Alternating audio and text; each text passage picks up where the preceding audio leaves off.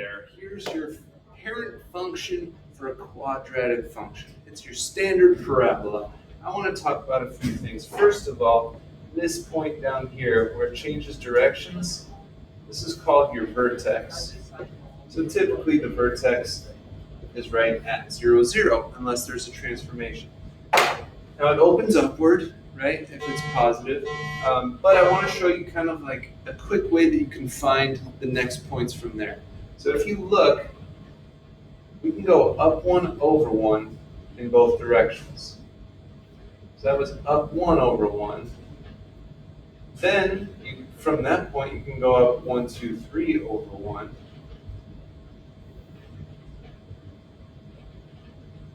So we went up 1 the first time, then 3, then it's going to be 5.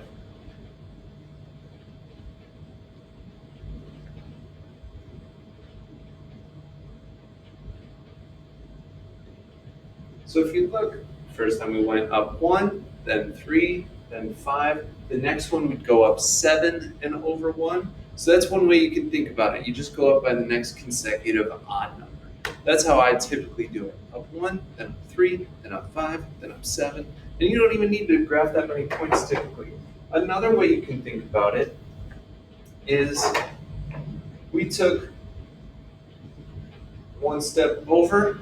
1 squared is 1. When you take 2 steps over, 2 squared is 4. So it's up 4 from this point. 1, 2, 3, 4.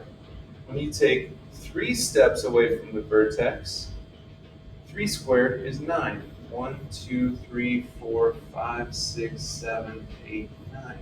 If you were to go 4 steps over, 4 steps over is 16. So it'd be 16 up from there. If you went 5, 5 squared is 25. If you went over 10, 10 squared is 100. So it'd be up 100 from there. That's another way you can think about a standard parabola. So a parabola is that U shape. The vertex is the low point if it opens upward. And if it opens downward, which you know means a reflection, then that would be a maximum point. So we use the words minimum and maximum. So if it opens, let's draw ourselves a little parabola. If it opens upward, you're going to have a minimum point. And if it opens downward, you're going to have a maximum point. How Old Man Plant remembers this is if it's upside down, it kind of looks like an A for max. Right? This doesn't really look like an I for minimum, but it's your lowest point there, it's your highest point there. So remember, it opens upward if A is positive, and then it opens downward when A is a negative number.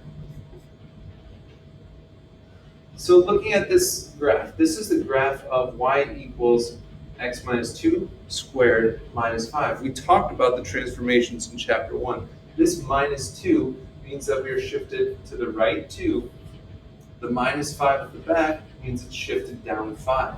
So this will allow us to find the vertex just thinking about our transformations. Because the vertex is typically at 0, 0, but we're going 2 to the right, so that means our vertex is at 2. And we're going down 5, so our vertex would be at negative 5 there. So the point 2, negative 5 would be our vertex here. What are the coordinates of the vertex? Oh, we already did that. How does the function give you this information? Well, it gives you the information based on the transformations that we learned last chapter. Now you're going to see the h, remember, in the original transformations formula is how far right and left, and the k is how far up and down. How does the function tell us this graph needs to open upward? Well, the function tells us that because a, which is the number in front of the x, which in this case would be 1, a is positive. So a is positive. That's how it tells us it needs to open up. How does this affect the range of the function? Well, if we were talking about the range here, the lowest point is at negative 5. If it opens upward, we have a lower limit. So our lower limit would be negative 5. and it would go upward to positive infinity.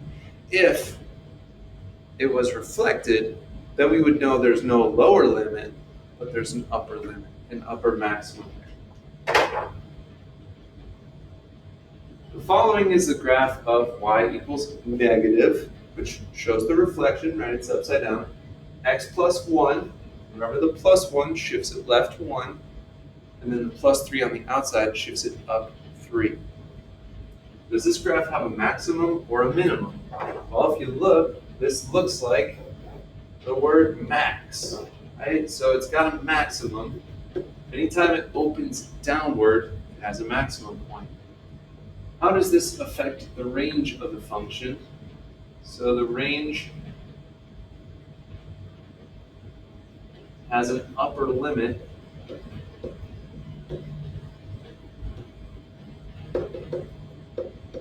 and the upper limit in this case is 3 because it went up 3.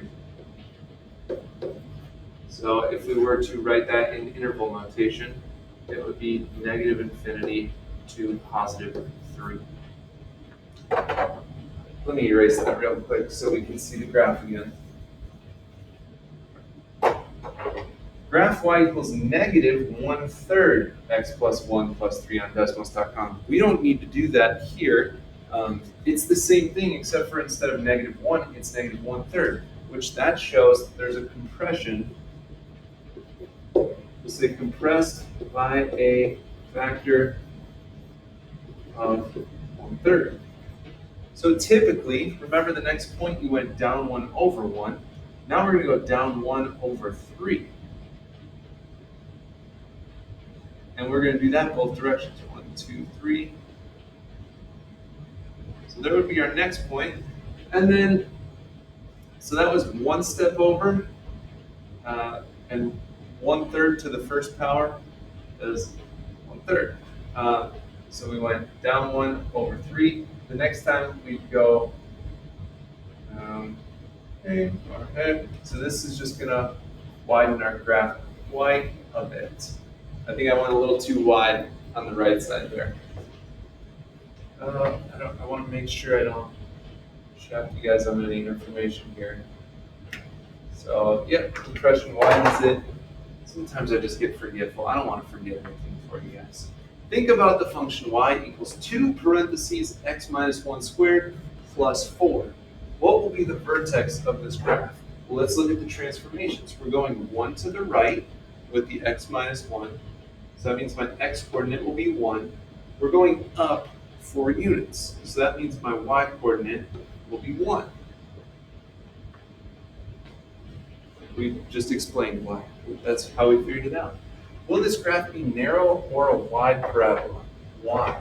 Well, this is going to be narrow because it's being stretched. Narrow, stretched by a factor of 2.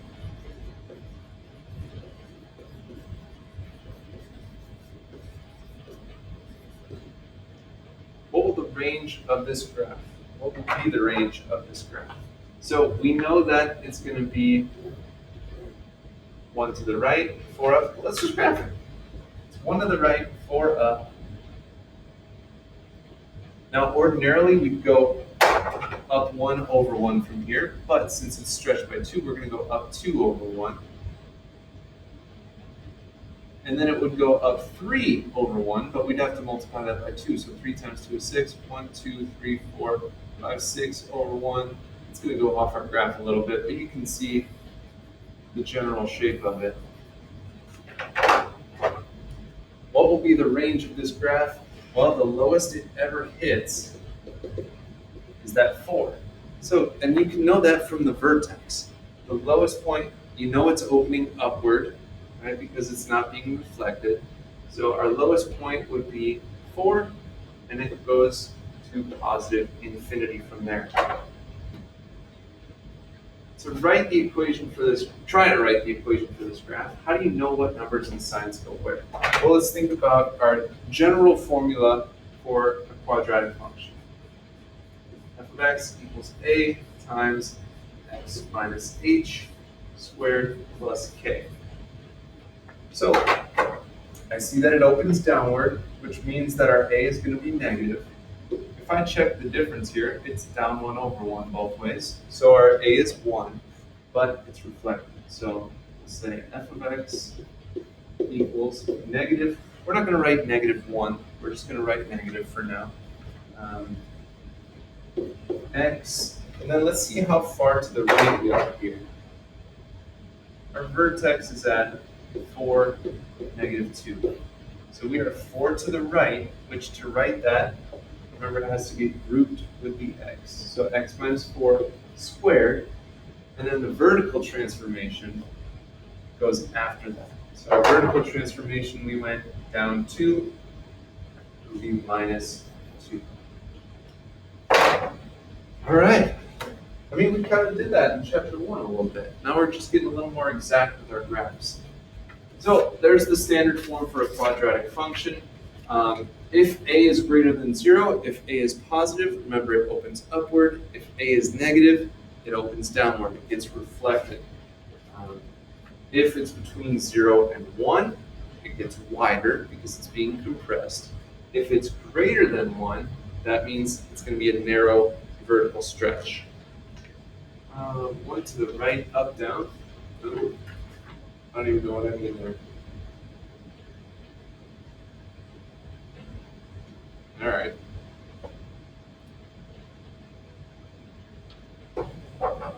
So the axis of symmetry is always at positive h in the formula. So if it was to say, well, we have it coming up here. Identify the key information: stretch, compression, max, min, vertex, AOS. Axis of symmetry is just like the absolute middle of the graph, which that's always going to happen at your x coordinate, the vertex. So let's find the stretch on this one would be 4. Stretch 4. The negative indicates that it is reflected. It also indicates that it's going to open downward, and when that happens, is a maximum point. What else can we say? So it's going to go 2 to the right. We're going to say right 2, and the +3 back there goes up 3. So let's find our vertex. If it's 2 to the right, it's positive 2. It's 3 up, that's positive 3. So our vertex is 2, 3. We know it's being reflected, it's going to open downward, and it's stretched by a factor of 4. So typically, where it would be down 1 over 1 both ways, we're going to go down 4 over 1 both ways.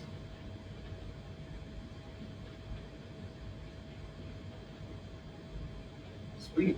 The axis of symmetry is just at the x coordinates. So we'll say the axis of symmetry is at x equals 2. Okay, let's see what else we get. Y equals 1/2 x squared plus 5. So the 1/2 shows it's a compression. Oh goodness.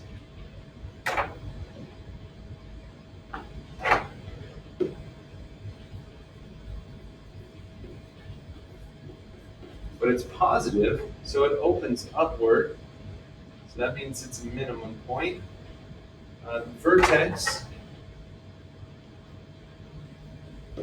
there's no right or left shift, so our vertex will be at 0, but it's shifted up 5. 0, 1, 2, 3, 4, 5. There's our vertex. It opens upward, but it's compressed. So usually we go 1 over 1. This time we're going to go up 1 over 2 because it's 1 over 2. 1 over 2.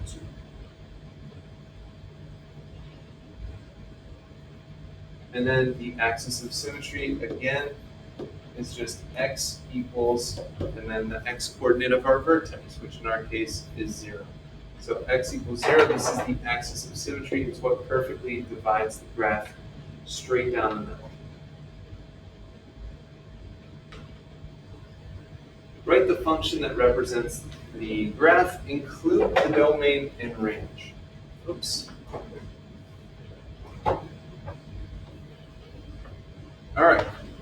figure out the vertex. This one is at 2. Golly. Oh my goodness.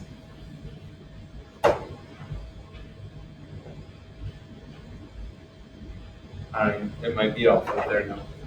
All right. So our vertex is at 2, -5. I see that it goes up 1 over 1, so that means our a is 1, and it opens upwards, so that's positive. So let's see. F of x equals, a is 1, so we don't need to write it. Now it's shifted 2 to the right, so we're going to write x minus 2 squared. And it's shifted down 5, so minus 5. Now find the domain and range. Domain for every quadratic is all real numbers, which in interval notation is -infinity to +infinity. Range, there's a lower limit because it opens upward. So the lowest y we have is -5, and then it continues upward towards infinity. There's 7 of those altogether. Okay, here we go. Let's try it again. Let's figure out our vertex. Our vertex is at -1, 3. I see it's reflected, and it's down 1 over 1. So a is going to equal -1. Reflected, but it's still down 1 over 1. So for our function, f of x equals negative. That handles the reflection. It's shifted 1 to the left, so we have to write x plus 1, and then it's shifted up 3 plus 3.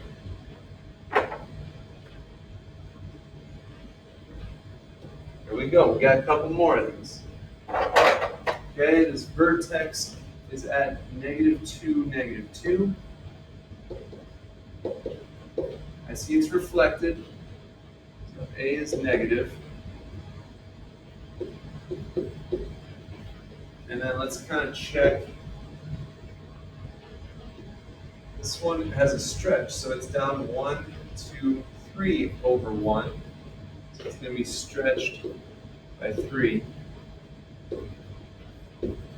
All right, so we've got the reflection. We got a stretch of 3, so we'll say -3. It's shifted 2 to the left, so we have to say x plus 2 squared. And it's shifted down 2, so that makes it -2 at the end. Oops, I think I forgot to do the domain and range for the previous one. Domain, all real numbers. Range here, we have an upper limit, so it's starting from -infinity, and then it maxes out at -2. Let me go back up and do the domain and range for that one if I didn't already.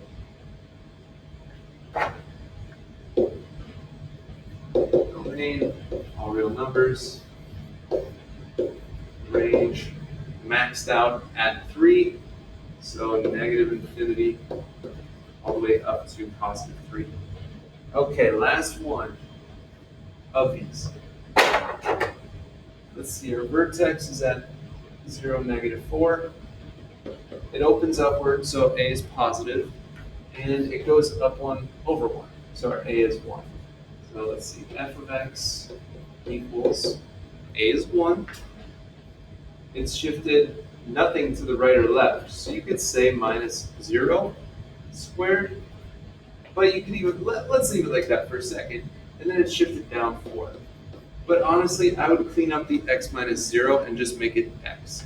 So I would clean this to f of x equals x squared minus 4. Domain, all real. Range, it has a lower limit at -4, and it goes up towards +infinity. All right, here we go. The path that a diver follows is given by -0.4, parentheses x minus 4 squared plus 14. X is the horizontal distance from the edge of the diving board, and y is the height. So here's our diving board. X is the horizontal distance, and Y is the height in feet. What is the maximum height of the diagram? Well, we have to figure out the vertex here. So it's shifted 4 to the right. It's shifted up 14. So the maximum height would just be 14 feet. That's the highest he's going to get. All right, a football is kicked into the air. Its height in meters after t seconds is given by h equals negative 4.9 times the quantity t minus 2.4 squared plus 29. What was the height of the football when it was kicked? Well, let's think about the graph here. We have a negative a, so it's going to be a maximum. Plus 29 means the y-coordinate would be 29. It's shifted 2.4 to the left, so that would be our x-coordinate here. Let's see. Well, the height when it was kicked, that was at t equals 0 seconds, right? So the start of it. So if I were to see the height when the time is 0, we would do negative 4.9 times 0 minus 2.4 squared plus 29. Now, 0 minus 2.4 is negative 2.4 squared. I don't know what that is. We can chuck it in a calculator, but it comes out to 0.776 roughly. We're talking meters here. So that would be the height coming off the foot, basically. What is the maximum height of the ball? Well, the highest it ever gets is 29 meters. When does that happen? Well, this is the seconds, right? So it reaches its maximum point at 2.4 seconds.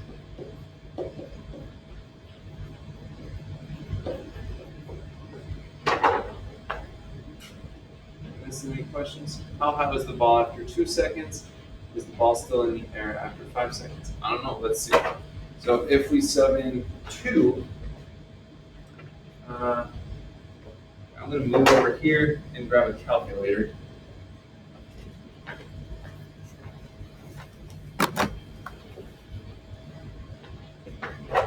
Two seconds. So h, oh man. Okay, we'll say h at 2. Negative 4.9 times 2 minus 2.4 squared plus 29. So 2 minus 2.4 is negative 0.4. When you square it, it's going to turn positive anyway, times negative 4.9. So all of this comes out to negative 0.784 plus 29. 28.2 meters. That's at 2 seconds. Sorry, I ran out of room here.